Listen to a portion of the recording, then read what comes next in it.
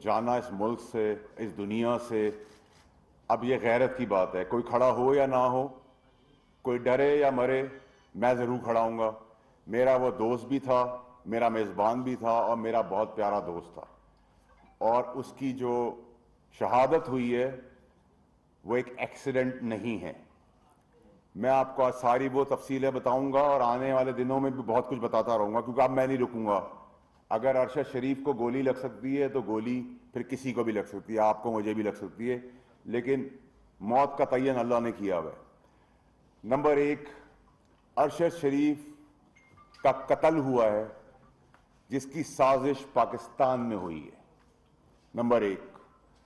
Number दो ये कि अरशद शरीफ का कोई एविडेंस, कोई मोबाइल, कोई लैपटॉप नहीं मिलेगा, शवाहिद मिटा दिए गए हैं।